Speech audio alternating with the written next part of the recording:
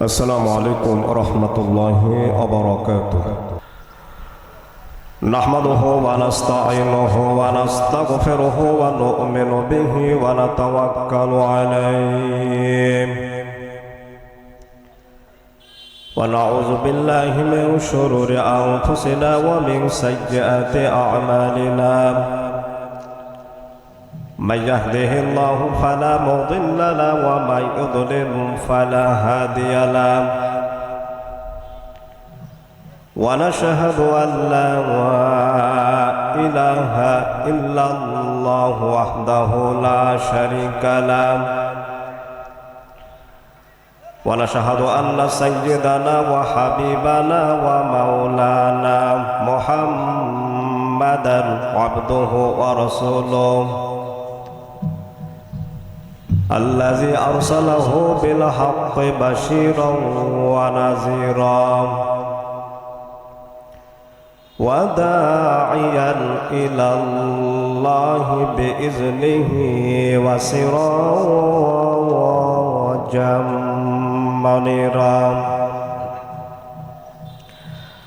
فقد قال الله تعالى في كلامه المجيد وبرهانه التوحيد.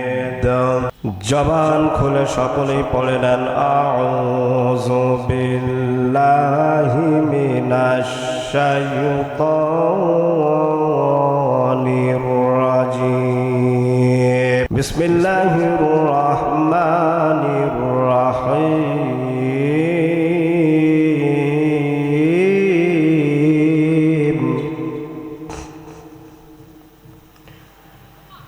ইয়া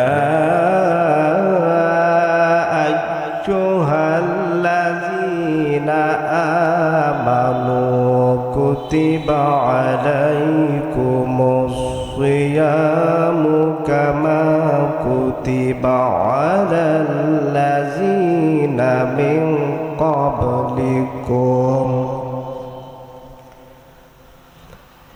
كما كتب على الذين من قبلكم لعلكم تتقون. وقال الله تعالى في شان أخرى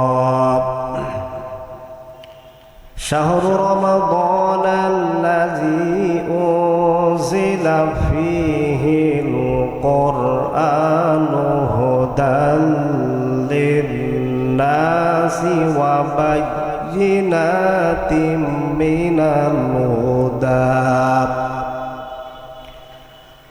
وبينات من الهدى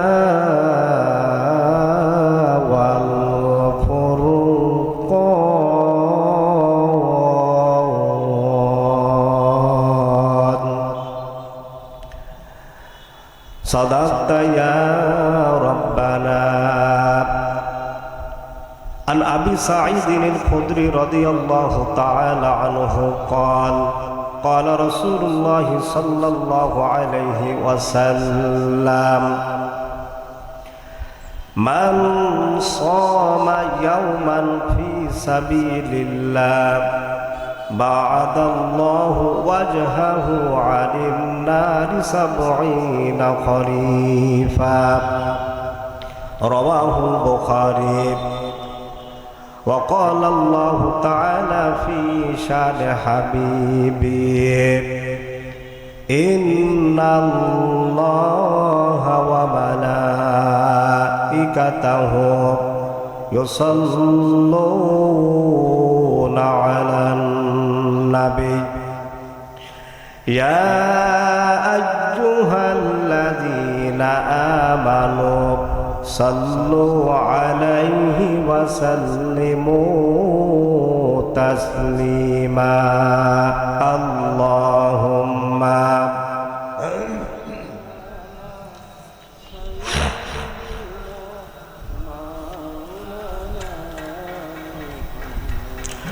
وعلى آل সাইয়্যিদিনা মাওলানা মুহাম্মদ। কণ্ঠটাকে ছেড়ে দিয়া আল্লাহ পাকের নবীর শানে হৃদয়ের যত শক্তি আছে সবটুকুন শক্তি উজাড় করে নবীজির শানে দরুদ পড়ছে। আল্লাহুম্মা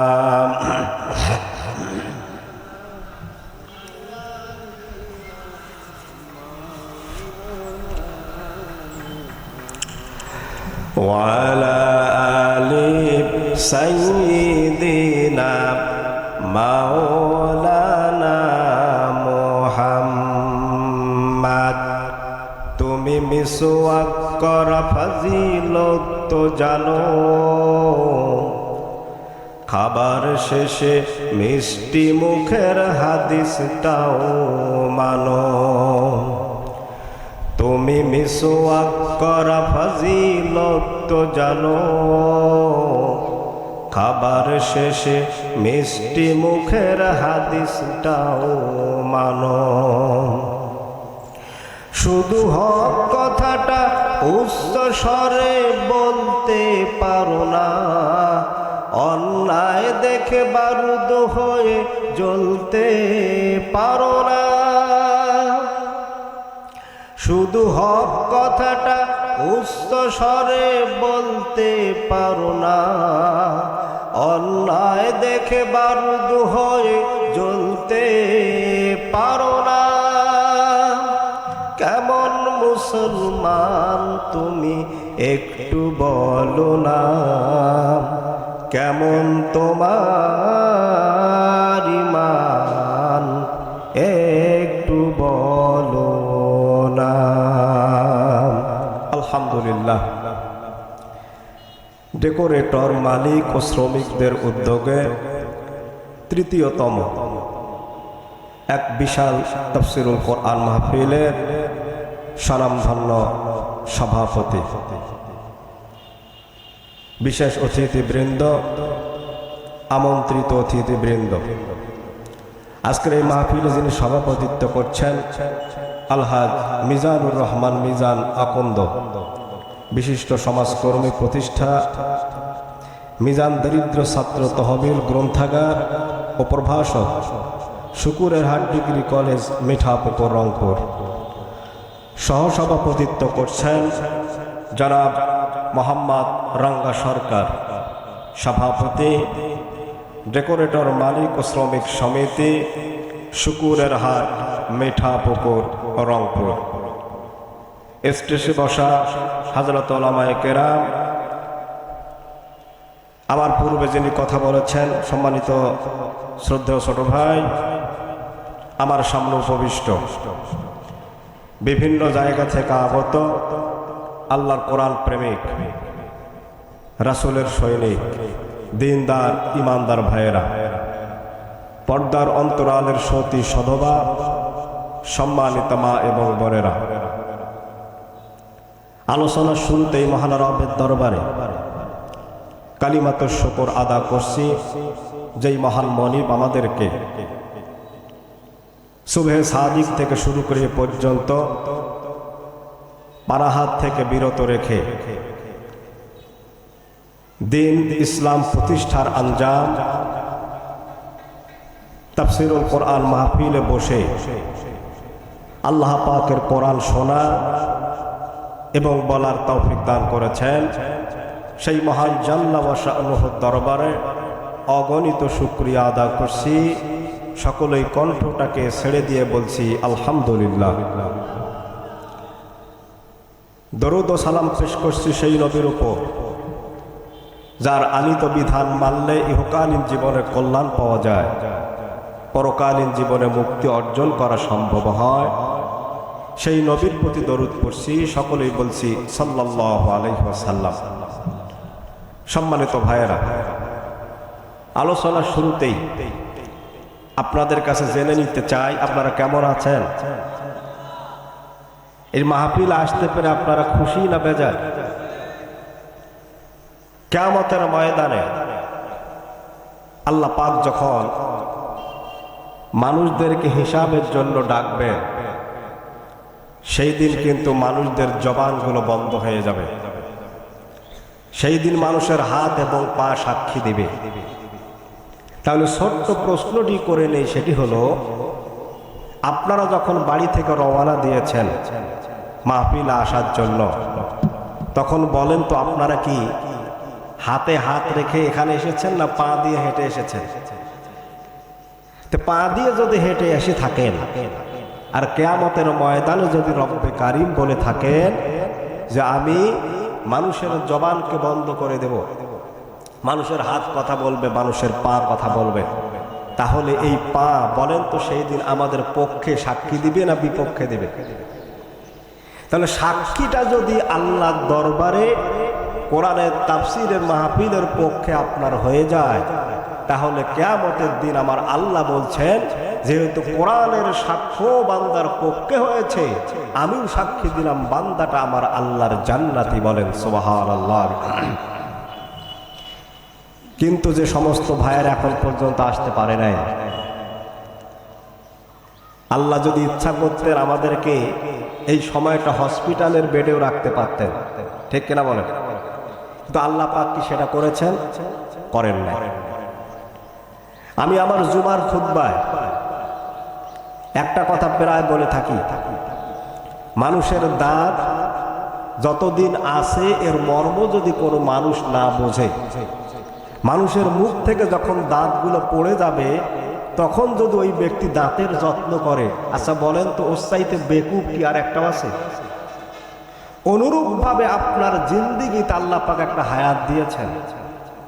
এই হায়াতটা যখন শেষ প্রান্তে চলে যাবে, যখন জীবনটা আপনার শূন্য হয়ে যাবে, আজরাইল মাথার শিওরে চলে আসবে, তখন যদি আপনি চিন্তা করেন যে আমি 5 ওয়াক্ত নামাজ পড়বো, ভালো ভালো কাজ করবো, মাহফিলে যাব, কিন্তু আজরাইল আমার মাথার কাছে এসে হাজির, আচ্ছা বলেন তো আপনার কি আর 5 মিনিট টাইম আছে? তাহলে অনুরূপভাবে আল্লাহ দাঁত দিয়েছেন, দাঁতের মর্ম বুঝতে হবে। আল্লাহ পাক আপনারে হায়াত দিয়েছেন, আপনাকে হায়াতের মর্মটা বুঝতে হবে। যতদিন পর্যন্ত মালাকুল মাউত আসার আগ পর্যন্ত আল্লাহ পাক আপনাকে জ্ঞান দিয়েছেন, বিবেক দিয়েছেন, ইজ্জত দিয়েছেন, সম্মান দিয়েছেন, এগুলোর মাধ্যমে অবশ্যই আপনাকে আপনার ব্যক্তিগত আমলটা ঠিক করার দরকার আছে না নাই? সবাই বলেন আছে না নাই? আছে। সম্মানিত ভাইরা, আমি পবিত্র কোরআনুল কারীমের 2 নম্বর সূরা সূরাতুল বাকারা, 2 নম্বর সূরার নাম কি? সূরা আল বাকারা। আল্লাহ পাক পবিত্র কোরআনুল কারীমটা বাকারা দিয়ে শুরু করার কারণটা কি? যার অর্থ হলো বকনা গাভী। কিন্তু আল্লাহ পাক শুরু করলেন সূরাটা সূরার বাকারা দিয়া, মানে গরু দিয়ে শুরু করলেন কেন? কারণটা কি?